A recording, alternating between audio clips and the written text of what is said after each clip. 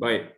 Acara yang pertama untuk acara lompatan adalah lompat jauh. Ini asaslah ni kepada acara yang kedua nanti, iaitu lompat kijang ataupun triple jump. Bagi acara lompat jauh ataupun long jump, beberapa perkara lah yang perlu kita kenal.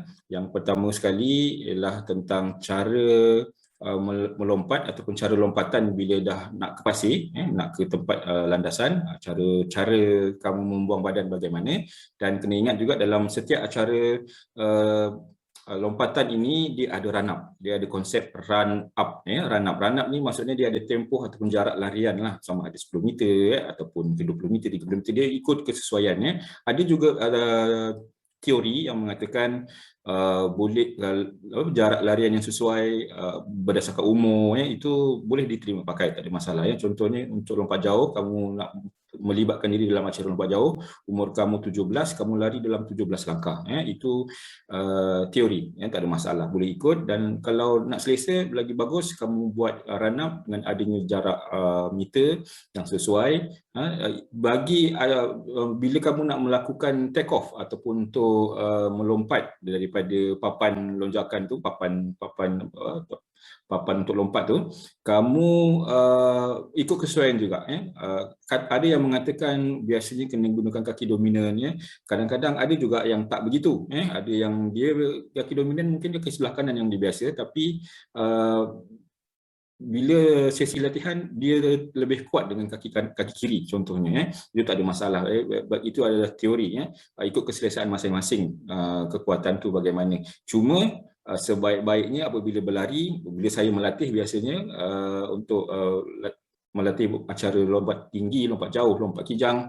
Lompat tinggi tak ada masalah sebab lompat tinggi dia ada perkiraan dia yang tepat. Lompat jauh dengan lompat kijang ini saya akan kira langkah. Biasanya budak ni berlari untuk berapa langkah biasanya. Dengan jarak meternya lah kena ukur. Sebab sebelum kamu melompat ada jarak yang perlu yang kamu kena tetapkan. Dan sebagai jurulatih, sebagai coach, kita akan tengok kebiasaan budak ni, atlet ini, dia berlari untuk jarak 23 meter contohnya. Berapa langkah dia buat. Jadi untuk kestabilan, pada lompatan kedua, ketiga dan juga seterusnya lah sehingga lompatan yang ke-6 kalau dia layak masuk ke peringkat akhir. Baik, untuk acara lompatan ini sama juga dengan balingan atau rejaman dan lemparan, acara throwing. Dia ada konsep 6 kali percubaan. Untuk peringkat sekolah biasanya memang ada 6 lah. Untuk peringkat yang lebih macam daerah biasanya dia ada peringkat 3 kali percubaan pertama. 3 kali percubaan yang pertama tu, set yang pertama tu maksudnya dia nak cari siapa yang lebih layak dan kemudian dia akan kumpulkan 8 yang terbaik untuk masuk ke peringkat yang seterusnya. Jadi siapa-siapa yang jaraknya tidak baik, tidak apa orang kata mencapai 8 orang yang layak masuk akhir, maka dia akan terkeluarlah, dan jadi 8 orang sahajalah yang akan buat untuk 3 kali percubaan yang baki tu. Jumlahnya tetap 6.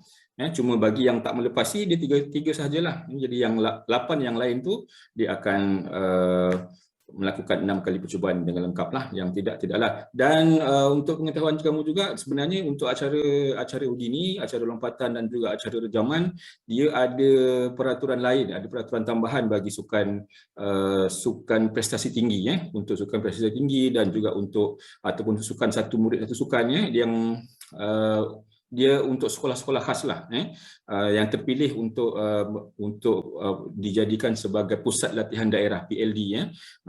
Kalau ada pertandingan begini memang dia biasanya tak sampai 6, biasanya 3 kali percubaan sahaja.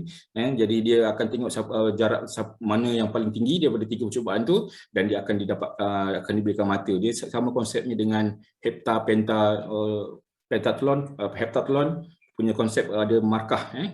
Ada markah yang dia akan kumpulkan, dia akan tukar menjadi markah untuk jarak-jarak tertentu lah. Tapi untuk sukan biasa, sukan MSSD, MSSS dan juga MSSM, dia gunakan konsep itulah, 6 kali percubaan. Konsep asasnya lah 6, dan akan lihatlah mana jarak yang terbaik, dan itu yang akan menjadi jarak keputusan terakhir untuk kamu lah. Baik, sebelum saya teruskan, sila tonton dulu video berkaitan dengan lompat jauh.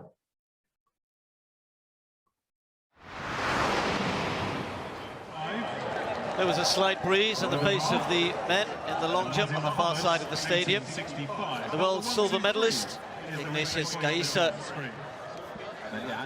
just managed to go beyond 8 meters, his first competition, outdoor competition of the year. Now competing for the Netherlands, of course, formerly of Ghana.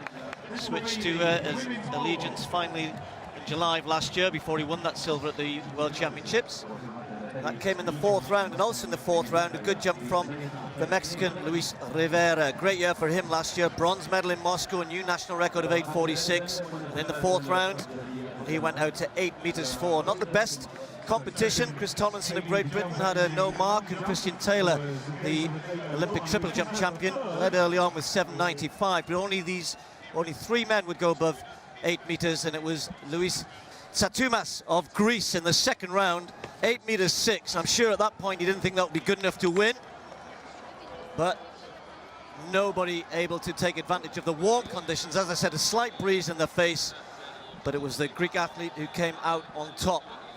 4th at the world indoors in Sopot, just well, a matter of weeks ago really, in March. He had a pretty good indoor season, a personal best of 8:23, and we'll be hoping certainly to build on that 8 meters 6. The winning jump here tonight, 8 meters 4, 2nd place for Rivera, Morales, and Gaisa, 8 meters 1. As I said, Tomlinson no mark, Christian Taylor ending up in 4th place. Berdasarkan video yang kamu lihat tadi, ada beberapa teknik lah sebenarnya untuk lompatan ini bila di udara tu dan nak ke pasir. Ada beberapa teknik lah. Yang pertama sekali ialah sail teknik, yang kedua ialah hang teknik, dan kemudian hitch kick teknik. Sail teknik tu dia bila melompat, lepas take off dia terus lunjurkan kaki dia ke hadapan. Pun ramai juga atlet yang gunakan kaedah ini. Hang teknik, dia akan layan kaki dia ke belakang sekejap. Bila kita melompat, sebelah kaki yang di belakang tu, kaki yang take off tu dia akan ke belakang kan. Dia di belakang, dan kaki satu lagi dia akan ke depan untuk dia melayan lonjakan dia ke depan, dan kemudian dia akan tarik balik sekejap ke belakang, dan baru dia lunjurkan kaki ke depan apabila rasa badannya nak turun. Dan yang ketiga, teknik yang ketiga ialah hitch kick. Hitch kick ni istilah lain kita gunakan, biasa orang akan sebut bicycle kick. Dia macam berkayuh di udara tu. Carl Lewis ada gunakan teknik ini. Dan sedikit teguran lah untuk kamu.